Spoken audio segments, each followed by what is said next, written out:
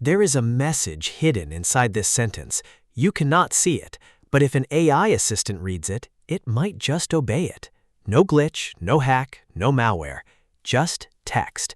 This is one of the most unsettling AI security papers of the year, and almost nobody is talking about it. So today, we are going to read the whole thing together, and I promise, by the end, you will look at every document an AI touches a little differently. The paper is called Reverse CAPTCHA, written by an independent researcher named Marcus Graves. Now, you already know what a normal CAPTCHA is. It shows you a blurry image or some twisted letters and asks, "Prove you are a human and not a machine." It works because there are things humans can do that machines struggle with. This paper flips that idea completely on its head. It asks the opposite question. What can a machine perceive that a human absolutely cannot? And the answer turns out to be terrifying. Here is the core gap. When you read text on a screen, you see the final rendered result, letters, spaces, punctuation. But a language model does not see pixels. It sees the raw underlying data, every single Unicode character, including ones that render as nothing at all. They take up zero width on screen. They are, for all practical purposes, invisible to you. So imagine a document, an email, or a web page. To you, it looks completely normal, clean, harmless. But woven invisibly between the visible words is a secret instruction that only the model can read. The researcher calls this a perception asymmetry, and he built two different ways to exploit it. The first method is called zero-width binary. It is beautifully simple and kind of evil. You take two invisible characters, a zero-width space and a zero-width non-joiner. You treat one as a 0 and the other as a 1. Now you have binary, and with binary, you can encode any letter you want, 8 invisible bits at a time. So a short hidden command like reply violet turns into 96 completely invisible characters, quietly stuffed between the first and second word of a normal-looking question. You would never know.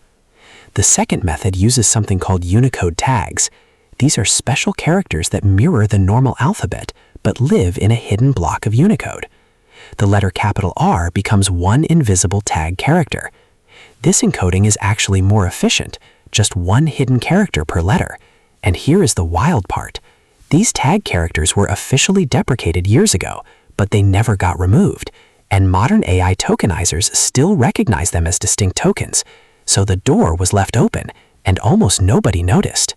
Okay, so the trick works on paper, but do real top-tier AI models actually fall for it? That is what the experiment set out to measure, and the setup is really clever. The researcher built a benchmark of 270 test cases.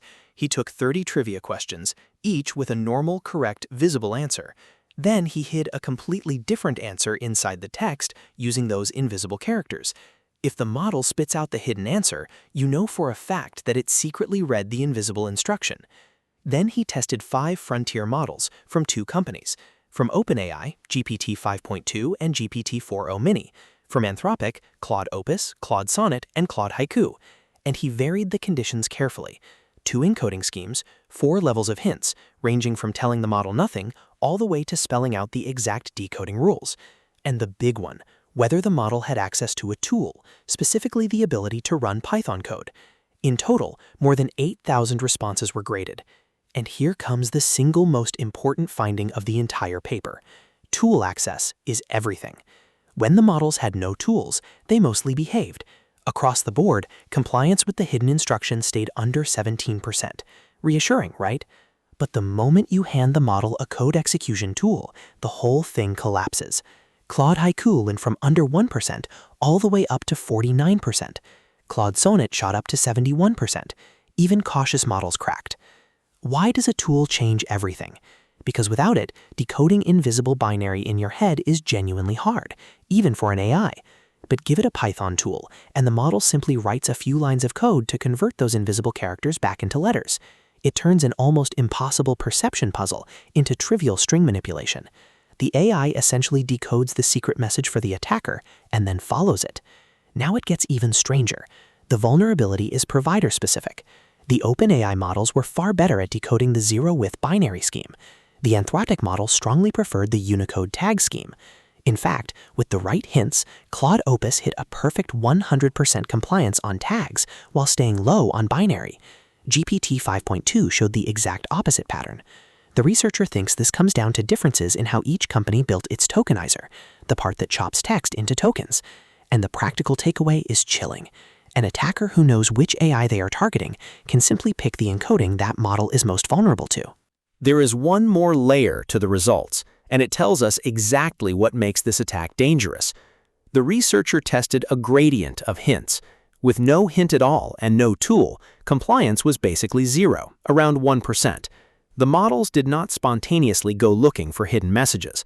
But as he gave the model more information, just telling it, hey, there might be encoded characters here, and then later, here are the exact decoding rules, compliance climbed and climbed. Within a single model, that explicit decoding instruction raised obedience by up to 95 percentage points. That is the difference between a model that ignores the trap and one that follows it perfectly. The key insight is that the danger is not one single thing, it is a combination. Tool access plus knowledge of the encoding. Either one alone is mostly harmless. Together, they are a reliable attack. There was also one fascinating twist. When the hidden payload was aggressive, something like ignore all previous instructions, some models actually became more resistant. Claude Opus and GPT 5.2 both complied less with that pushy phrasing, probably because they were specifically trained to resist that exact kind of language. But Claude Sonnet did the opposite. It became more obedient. So defensive training can backfire in unexpected ways. So why should you actually care about all of this? Think about where AI lives now. It is not a chatbot in a box anymore. AI agents browse the open web for you. They read and summarize your PDFs. They scan your inbox and reply to emails. Every single one of those is a channel an attacker can poison with invisible text. And the scariest part? A human reviewer auditing that document would see absolutely nothing wrong. The malicious instruction is, by design, invisible. So what do we do about it? The paper lays out a few defenses. First, input sanitization. Strip out the dangerous Unicode tag block and suspicious zero-width sequences before the model ever sees the text. Second, tool guardrails. Watch for code that suddenly starts converting binary into letters and flag it. Third, harden the models during training to refuse hidden instructions. And the most robust fix, filter at the tokenizer level, so the model literally cannot perceive the hidden characters at all, though you have to be careful not to break legitimate uses, like certain world scripts that rely on zero-width joiners. Here is my honest take. We are racing to give AI models eyes, hands, and tools, the ability to browse, to run code, to act on our behalf, far faster than we are securing what they read. This paper is a perfect warning shot. The invisible just became dangerous. So I'll leave you with this. Would you trust an AI agent to read the open internet on your behalf right now? Tell me yes or no in the comments, and follow, because I break down a new AI paper just like this one every single week. I'll see you in the next one.